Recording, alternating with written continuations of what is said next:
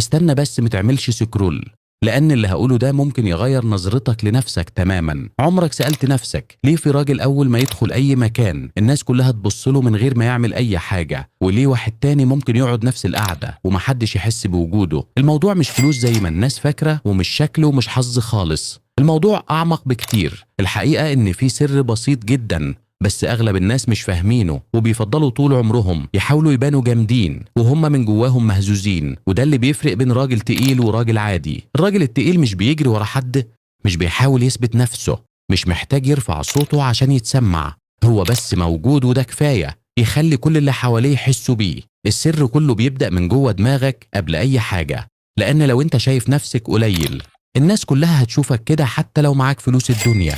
ولو شايف نفسك واثق الناس هتصدق ده حتى لو مفيش حاجة تثبت كلامك. الفكرة إن الثقة مش صوت عالي ولا هزار زيادة ولا هزار مصطنع. الثقة الحقيقية هدوء، نظرة ثابتة، طريقة كلام محسوبة، وإحساس إنك مش محتاج موافقة حد عشان تبقى كويس. بص حواليك كده هتلاقي ناس شكلها عادي جدا بس ليها هيبة غريبة. أول ما تتكلم الكل يسكت، أول ما تتحرك الكل يلاحظ. ليه؟ عشان ببساطة مش بيحاولوا يبهروا حد، هما بس طبيعيين وواثقين في نفسهم. لكن أغلب الناس بتقع في نفس الغلط القاتل، بيحاولوا يبقوا حاجة مش هم، يقلدوا، يمثلوا، يبالغوا، وفي الآخر بيبان عليهم الضعف أكتر. خليك فاهم إن الناس بتقرّ جسمك قبل ما تسمع كلامك. لو كتفك واقع أنت بتقول أنا ضعيف من غير ما تنطق. لو عينك في الأرض أنت بتقول أنا مش واثق. لو بتتكلم بسرعة وتتوتر أنت بتقول أنا قلقان. كل حركة صغيرة منك بتبعت رسالة، يا إما قوة يا إما ضعف، ومفيش حاجة في النص. الفرق الحقيقي إن الراجل التقيل بيكون هادي، مش مستعجل، مش بيحاول ياخد الانتباه بالعافية. الانتباه بيجيله لوحده. يمشي كأنه عارف هو رايح فين حتى لو مش عارف، يتكلم كأنه فاهم حتى لو لسه بيتعلم،